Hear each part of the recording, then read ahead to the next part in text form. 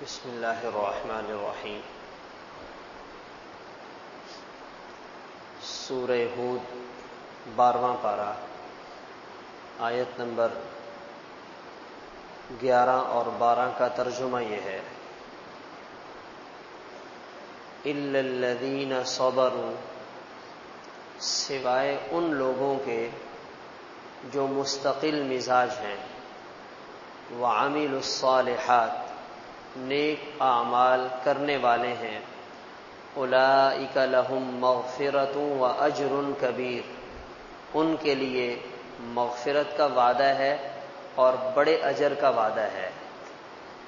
فلعلک تارک بعض ما یوحی الیک، شاید آپ اس وحی کے کچھ حصے کو چھوڑ دینے والے ہیں جو آپ کی طرف بھیجی جاتی ہے، وضائق بہ صدرک، اور آپ کا سینہ تنگ ہونے والا ہے، ان یقولوا لولا انزل علیہ کنز، اس وجہ سے یہ کافر کہتے ہیں ان پر کوئی خزانہ کیوں نہیں اتارا گیا، او جاء معہ ملک، ان کے ساتھ کوئی بولتا ہوا فرشتہ کیوں نہیں آیا، انما انت نذیر، آپ تو بس ڈرانے والے ہیں، واللہ علی کل شیء وکیل، اور اللہ تعالی ہر چیز کے کارساز ہیں اور ہر چیز پر اختیار رکھنے والے ہیں۔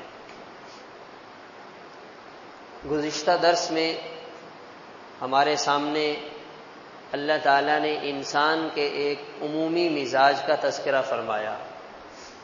انسان کا مزاج یہ ہے، جب اس پر تنگی آتی ہے تو ناشکری والے بولنا شروع کر دیتا ہے، اور جب اس پر آسانی اور خوشحالی آتی ہے تو پھر یہ اترانا شروع کر دیتا ہے۔ یہ انسان کا عمومی مزاج ہے۔ پھر اس کے ساتھ آج کی بات کو ملایا، فرمایا وہ لوگ جو مستقل مزاج ہیں، صبر والے ہیں، نیکی والے ہیں، اللہ کے فیصلے پہ راضی رہنے والے ہیں، وہ اس خرابی سے اور اس عیب سے محفوظ رہتے ہیں۔ ان کے اندر یہ بات نہیں ہوتی کہ وہ نعمت کے ملنے پر اترائیں، وہ یہ کہتے ہیں اللہ کا شکر ہے، اللہ نے الحمدللہ آسانی کر دی، اور آزمائش کے آنے پہ وہ ناشکری نہیں کرتے، مایوس نہیں ہوتے، وہ کہتے ہیں اللہ تعالیٰ ایک دن اس کو ہٹا دیں گے، ختم کر دیں گے۔ تو صبر والے، مستقل مزاجی والے، نیک اعمال والے، وہ اپنے آپ کو اس سے بچاتے ہیں۔ اور پھر ہمیں یہ آپ صلی اللہ علیہ وسلم نے بات حدیث پاک میں یوں بتلائی کہ انسان پر اس کے دین کے بقدر حالات آتے رہتے ہیں۔ سب سے زیادہ حالات انبیاء علیہم الصلاۃ پر آیا کرتے تھے۔ بخاری شریف کی روایت ہے، اشد الناس بلاء الانبیاء، سب سے زیادہ۔ اور پھر آپ نے یوں بھی فرمایا، اگر تمام انبیاء کی آزمائش اور امتحان کو ایک طرف رکھ دیا جائے اور جو حالات مجھ پر آئے ہیں انہیں ایک طرف رکھ دیا جائے تو یہ اس سے زیادہ ہو جائیں گے۔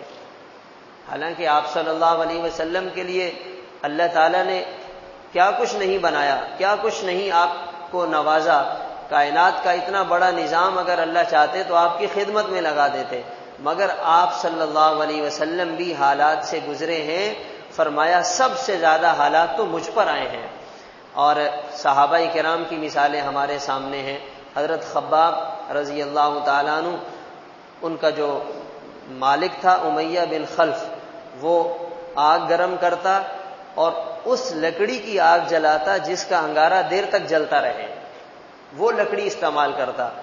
اس آگ کے انگارے کو نیچے بچھاتا، ان کو اس کے اوپر لٹاتا اور ان کے سینے پہ بیٹھ جاتا اور کہتا یا تو ایمان اور کلمہ چھوڑو گے ورنہ یہ سزا ملتی رہے گی۔ تو وہ آگے سے کہا کرتے تھے کہ ایمان اور کلمہ ایسی معمولی چیز نہیں کہ ہم تیری اس سزا کی وجہ سے اسے چھوڑ دیں، جان تو جا سکتی ہے مگر ایمان نہیں جا سکتا۔ اتنی یعنی ایسی ہمت اور ایسا حوصلہ اور ایسے صبر سے انہوں نے اپنے ایمان کو بچایا ہے۔ اور بخاری شریف میں تو آپ صلی اللہ علیہ وسلم نے یہ بھی فرمایا، ایمان والوں پر ایسے حالات بھی آئے ہیں، ایک کافر گڑھا کھودتا ہے، ایمان والے زندہ انسان کو اس کا آدھا حصہ اس گڑھے میں بند کر دیتا ہے، آدھا حصہ زمین سے اوپر ہے، آرا لے آتا ہے، کہتا ہے ایمان چھوڑتے ہو، کلمہ چھوڑتے ہو، ورنہ تو میں یہیں کاٹ کے رکھ دوں گا۔ وہ ایمان والا اپنے جسم کے کاٹنے کو برداشت کر لیتا ہے، ایمان کو نہیں چھوڑتا۔ ایسے حالات ہمارے لیے تو صبح کی 10 منٹ کی نیند چھوڑنا مشکل ہے، نماز بعد میں پڑھ لیں گے، نیند پہلے پوری کریں۔ وہ لوگ اتنے پکے ایمان والے تھے، انہوں نے کہا جان جاتی ہے چلی جائے لیکن ہم پیچھے نہیں ہٹیں گے۔ تو ایمان کے ساتھ حالات تو آتے ہیں، اور آپ صلی اللہ علیہ وسلم ظاہری اعتبار سے اگر دیکھا جائے تو غربت اور تنگی میں زندگی گزار رہے تھے، اور اس زمانے کے کافروں کا یہ ایک بہت بڑا آپ پر اعتراض تھا، آپ کیسے نبی ہیں؟ اگر آپ نبی ہوتے تو اس غربت میں رہتے؟ آپ کا تو کچا مکان ہے، آپ کے پاس تو بچھانے کے لیے پورا بستر بھی نہیں ہے، کھانے کے لیے آپ کے گھر میں فاقے پڑ رہے ہیں، کچھ نہیں ہے، اور آپ کہتے ہیں میں اللہ کا نبی ہوں۔ لولا انزل علیہ کنز، آپ پر کوئی اللہ خزانہ اتارتے، کوئی کہیں سے کوئی سونے کا نیچے زمین سے کوئی خزانہ برآمد ہو جاتا، آسمان سے کوئی پیسوں کی بارش برس جاتی، کوئی فرشتہ آتا، وہ آ کر آپ کی حفاظت کرتا، کوئی پروٹوکول دیتا، ہمیں پتہ چلتا کہ یہ نبی ہیں۔ تو آپ کے پاس تو کچھ بھی نہیں، ہم کیسے یقین کریں گے؟ جیسے آج کل کے حساب سے دیکھا جائے، ایک معمولی حیثیت رکھنے والا وزیر اعظم جو بڑی مشکل سے وزیر اعظم بنتا ہے، اور کتنے سال کے لیے؟ 5 سال کے لیے، اور اس کی بھی کوئی گارنٹی نہیں ہے کہ 5 سال کے بعد کہاں ہوگا، جیل میں ہوگا یا جیل سے باہر ہوگا، اور ہو سکتا ہے اس دوران ہی اس کی کرسی سے ہٹا دیا جائے۔ وہ جب شارع فیصل سے گزرتا ہے تو پتہ چلتا ہے کہ وزیر اعظم گزرا ہے، پتہ تو چلتا ہے کہ وزیر اعظم ہے۔ تو اگر آپ نبی ہیں تو پتہ تو چلے کہ نبی ہیں۔ آپ جہاں سے گزرے فرشتوں کی گاڑیاں آگے ہیں، فرشتوں کی گاڑیاں پیچھے ہیں، ہٹو بچوں کی آوازیں آ رہی ہیں، اور سب کو سائڈ پہ لگایا جا رہا، بھائی نبی آ گئے۔ تو آپ کے پاس آپ تو گزرتے ہیں، کسی کو پتہ بھی نہیں چلتا، تو ہم کیسے مان لیں کہ آپ اللہ کے نبی ہیں؟ پھر ایک اور چیز ہمیں جو اس سے سمجھ میں آتی ہے، آج کل کے دور میں ہماری سوچ یہ بنی ہوئی ہے، جس کے پاس دنیا کے اسباب جتنے زیادہ ہوں گے اس سے اللہ اتنے راضی ہوں گے۔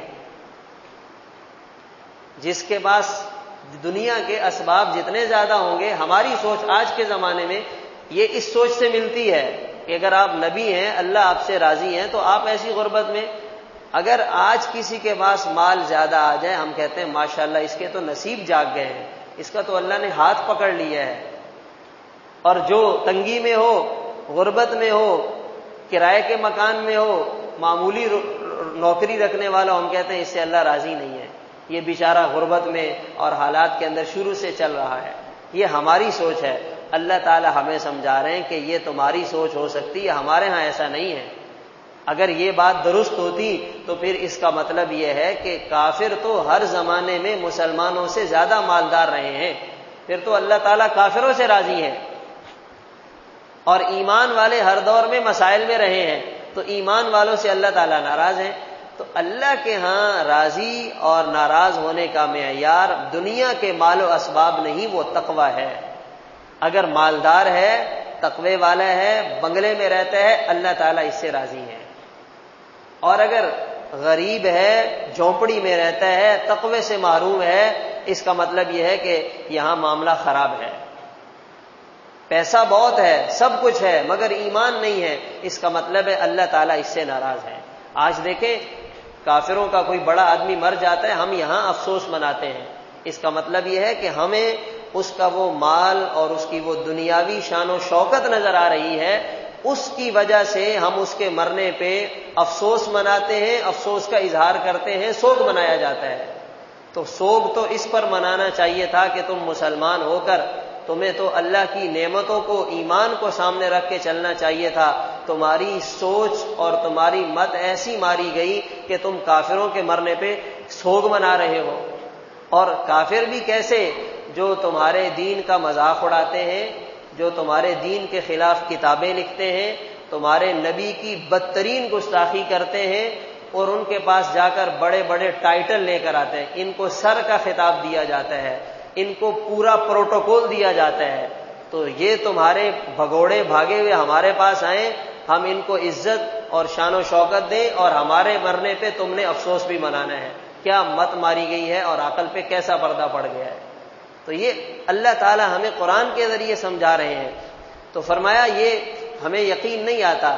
اور ان کا پروپیگنڈا اتنا زبردست تھا کہ آپ صلی اللہ علیہ وسلم کو اللہ تعالیٰ نے فرمایا ہمیں لگتا ہے کہیں آپ بھی ان کی باتوں میں نہ آ جائیں, کہیں آپ ان کی باتوں میں آ کر وہ جو ہم نے توحید کا ایک اتنا بڑا پیغام اور اتنا بڑا کام آپ کو دیا ہے, آپ کہیں اس میں کوئی گنجائش نہ نکال لیں, کہیں نرم نہ پڑ جائیں.